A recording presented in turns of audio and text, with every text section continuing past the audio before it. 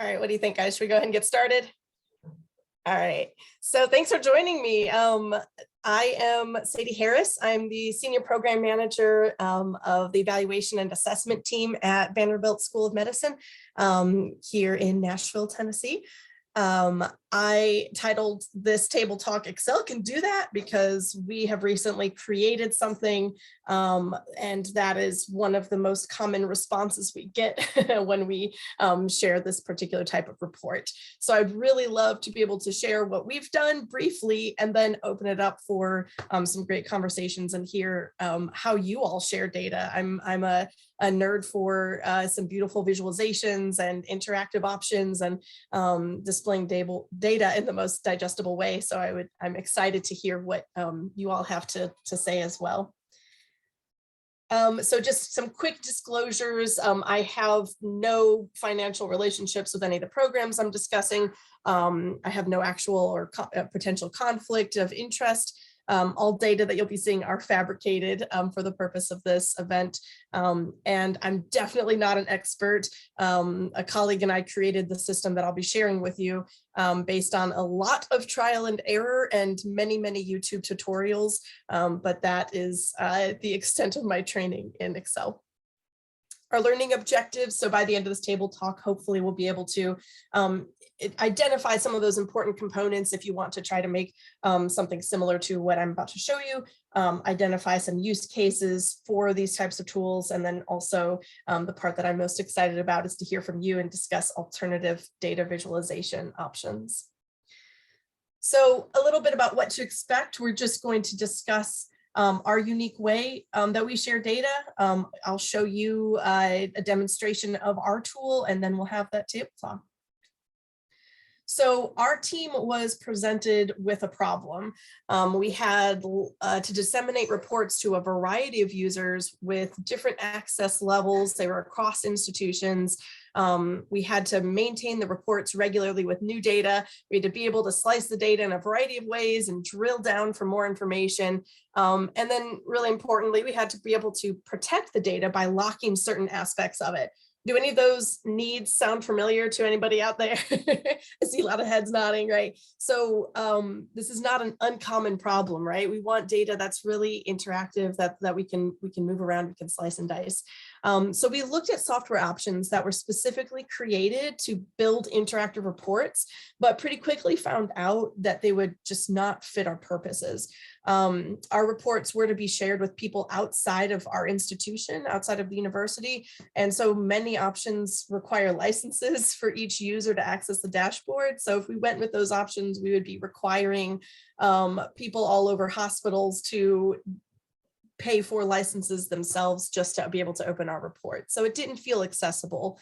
Those types of options also frequently required additional login for the end users, which has a pretty great potential to create frustration. I know sometimes it's hard enough just to share a simple file through a shared box or Google Drive. If we have additional logins and licenses to require, it just gets really heavy really fast. So our solution was to build something within Excel. We decided to utilize slicers, filters, hidden tabs, protected tabs, and some really excitingly long formulas to design a workbook that with each tab designed with a different concept in mind, so we can look at the data differently for each of those tabs or each of those dashboards within the whole data set. So we now have an accessible dynamic report that can securely answer a variety of questions leaders may have, looking at the data by course, by year, by educator, etc. But there are limitations with all good things, right? So these reports, are incredibly robust. And it's really filled a need for our team, but we are definitely still looking for ways to improve the process. Ultimately, this was never intended to be a very long-term solution. We wanted to be able to get the data out that we were collecting quickly and start that reporting process while we're continuing to look at the best options for this particular problem.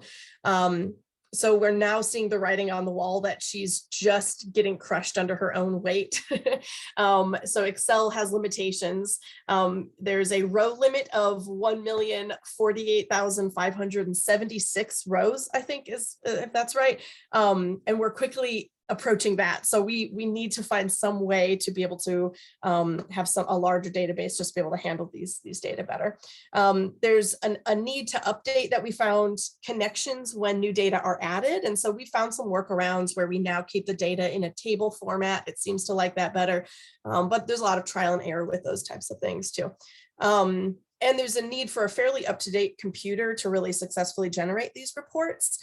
Because we're maximizing our row usage on Excel, we have issues if we are working on our secondary, like a laptop or something that's maybe not a large computer with a lot of RAM to be able to handle these types of requests. And then we needed additional resources. So there's a notable amount of staffing hours that are needed to update these reports monthly. And even though we've streamlined it to the best of our abilities to be able to generate a lot of reports, the reality is there's still a lot of reports that need to be generated, and that just takes power. So we have a graduate student who is fully committed and dedicated to this behemoth project, and she does a great job with it, but it's a large requirement. There's also a need for a really high comfort level with Excel to be able to build and maintain and troubleshoot the tool. As it continues to grow, it seems to take on a little bit of a life of its own. And if you've worked with Excel a lot, you notice that may happen to you as well. And so we just have to be able to have a keen eye to be able to troubleshoot what might be going on. So this is Marge. These are screenshots, and I would love to show you the actual file. Are you guys seeing Excel? Does that look good? Awesome, thank you. So this is Marge. We named her Marge because the person that I created this with, his name was Mark. And so he was an intern with us, and he left shortly after creating this project. I hope it wasn't because of this project, but no, he went on to a great program, but he, during his time here, I wanted to make sure that we still acknowledged his effort. So it stands for Mark's Assessment Report Generator. So this is her, and she now is well known throughout our school and the staffing side anyways. So you can see that each one, if we first start off with just a basic report guide, it just is a little bit saying this is what to expect, where the data are coming from, all of that. Then once you get into the dashboard itself, we have these handy little slicers. Do we have a lot of people who have used slicers out there? We have some familiarity? No? Yes? Okay. Little mix. So these slicers are great. They really have helped us to create more interactivity within each dashboard, which is exactly what we were looking for, because now we can put different control panels within one dashboard to slice the data, to allow the end user to slice data however they need to. And so if they're a residency program director versus a dean versus a course director versus a staff member, they have a lot of different needs, right? So rather than creating hundreds of different kinds of reports, we're able to create these larger templates and allow them to really dive into and look at the data how they want to. You can select multiple items at once to do some longitudinal comparisons as well. We also, some of our larger reports, this is a smaller one, so it runs a little bit easier for today's demonstration. But some of the larger ones, we have a third panel that has to do with the course itself. And so you can select course A, course B, course C, and then you can start drilling down into the academic year and the section that those courses ran. We utilize a lot of a variety of things here. Like I said, these are slicers here.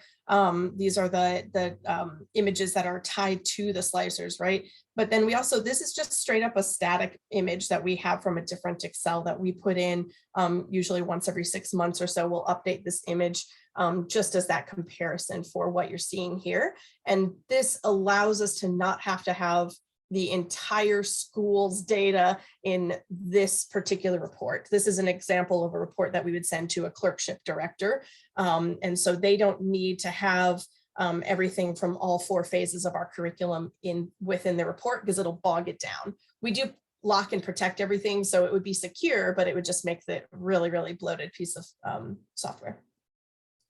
We have a role dashboard. So this is where these are both static images where they can compare how attendings versus residents versus clinical course directors across the board are. I don't think I really introduced what type of data this is. That's my bad. So this is from an educator assessment that we have. So when our students assess educators, they provide comments and they have a 1 to 7 scale rating for the effectiveness of their teaching. So then this is the Educator Dashboard, and this one we really like, and it's really helpful for being able to dive down and really understand what the students are saying about specific educators. Again, all these data are fabricated. If any Doctor Who fans out there, you'll recognize these are all the doctors, and yes, they're ranked in the order that I like them the most. So you'll see that they are, we have instructions on each page. We really wanted a way to be able to say, here's a report. Hopefully it's really self-explanatory and user-friendly, and we don't have to do a lot of walkthroughs because, again, there are a lot of end users, and so we wanted to provide a really all-inclusive report that has a lot of guidance provided within each tab as well. So what I really like about this particular page is that the comments are pulled over. And so you can specifically say, I want to look at how these people are and how they compare to the overall clerkship score. And then over here, we have our low performers. So this is anybody who receives a 4 or lower, which we found to be a concerning flag for us because we generally tend towards the higher numbers for the educators that are rated. This pulls out those names so that way you can further dive in and say, what's going on with these people? Let's look at these comments. And then our last tab on most of these reports includes just an overall, this is just a simple pivot table where we're able to show, here's everybody in order. We've got everyone who's below average for this particular course, how many assessments they have. We don't share if it's less than 3, and then what their average score is. So if I was a course director, I could say, ooh, maybe I need to work on some educator development for these 3 educators. So that is Marge. She is a behemoth, and we love her and we hate her, but she's gotten a lot of great feedback, and she's done a lot of work for us. So we appreciate her for that.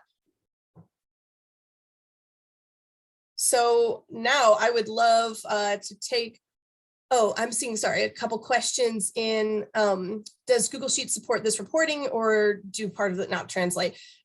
She's brilliant. Yes, she is. She's a great beast.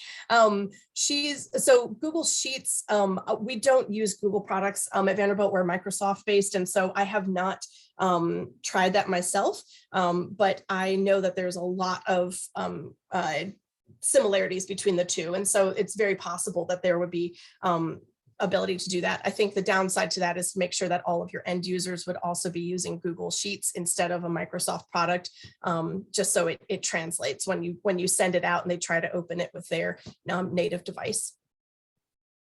Great questions. And if that didn't answer it, please let me know. I'm happy to further think about that. So yeah, let's do it. I'd love to do a pulse and let's talk. So really that's my story about Marge, but now I'm really excited to hear from you. So please unmute, turn your cameras on if you want, or turn them on or off if you don't want. That's great too. Turn it to your cat. We'd love to meet pets, but let's chat. So I've put some prompts here on the screen, but please don't feel limited by these.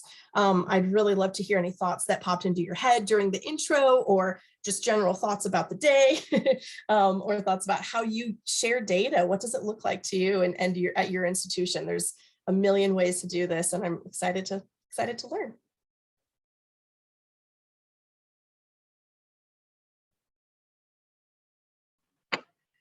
So I have a question, Sadie.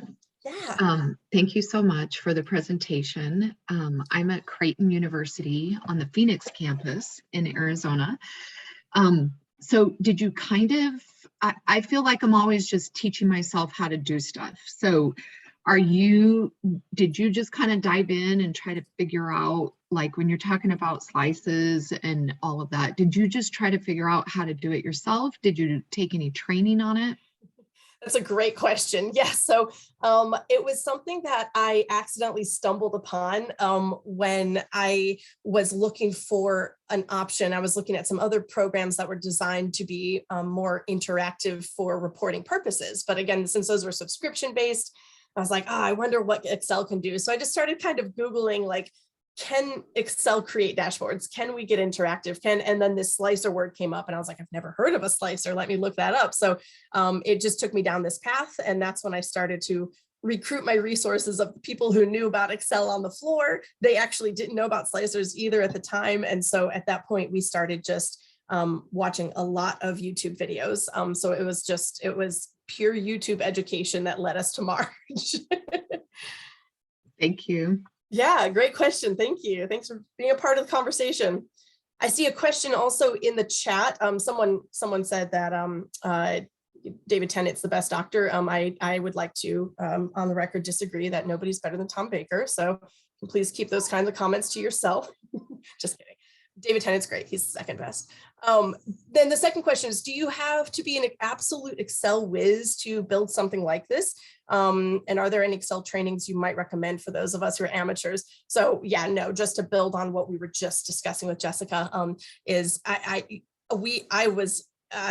I enjoy Excel, but I was not a whiz. I used it to manage data, not to build reports like this prior to building this.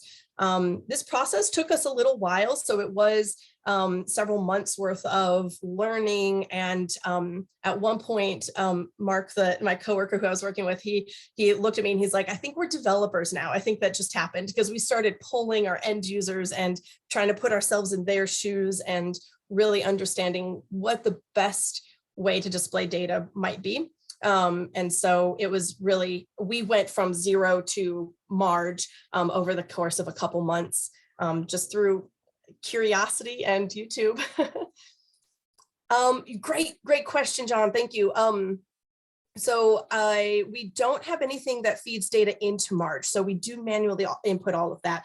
That's something that we're currently looking at because if we can streamline that, that would be a huge relief of burden. I'm going to stop sharing this so we can all see each other. Sorry. That would be a huge removal of that burden on our staffing. Right now it's manual because it does seem to get a little bit wonky. It has some, when we put data in, sometimes it works beautifully. And then another time we put data in seemingly the exact same way and we're having to redo a couple of the connections. So there's still a need for a person to be able to look through it. And so because of that, we're still inputting the data manually. However, we have streamlined that process. We mirrored the all data tab, which is hidden on the Marge that I showed you. It was hidden, but it's just us, columns organized with student names, educator names, roles, ratings, all of that, everything we want to slice by. But we've organized that to mirror the way that we receive our data, and so it is a simple copying and pasting into each report at that point.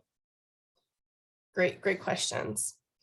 Yeah, thank you. I hope it's inspiring. We really that we self-taught throughout this. It was a really fun project, and yeah, it was really great. And I really am appreciative of the culture at Vanderbilt where it's really encouraged to continue to better yourself and learn new things. So I was fully supported, and it felt wonderful, and it gave us the opportunity to get creative and have fun with this. She's a beauty. Yes, she is. Thank you. I think so too. Super helpful in your role. Great. Yes. Yeah, definitely look into slicers. It definitely is something that it really opened our eyes to a lot of things. I've warned my deans since then. We've been using this product for about 4 years now, and it's grown and changed a little bit over time, but it's been pretty stable. And we now, I've warned, once we had this option on the table, I was like, oh, you're going to see a lot more slicers coming from our team. So it's been a lot of fun seeing how we use this. Dashboards where individual educators can see their own data. That's a great question. So this particular question we wrestled with for a little while. I'm sorry, just to repeat it, it was, do you have any dashboards where individual educators can see only their own data? That's from Rachel, thank you. We had originally built out something that it had, a slicer on it, and we were able to kind of compare, but it really, became pretty obvious pretty quickly that it was just not, we didn't need to slice and dice that information as much as the higher level reports did. And so pretty quickly we were like, oh, this lends itself to more of a static report. So the individual educator assessment reports are the only ones that we do static in this vein of work. Everything else above that gets a dynamic report. So the individual educators, they get a PDF, and it actually is screenshots of these types of reports that we put into a nice little PDF. So they get a one-pager with all of their comments, their ratings, and comparisons across the board.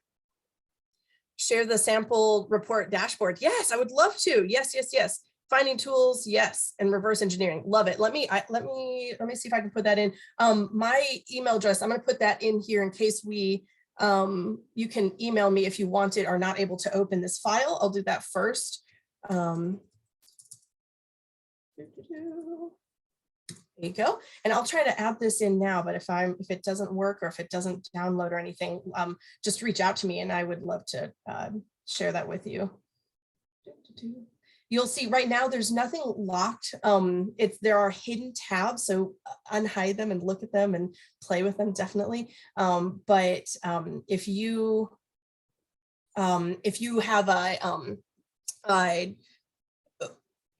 have if you're sharing this information, you'll also have to lock it, not just hide it, because hidden tabs can be easily unhidden. So security is something to consider, obviously.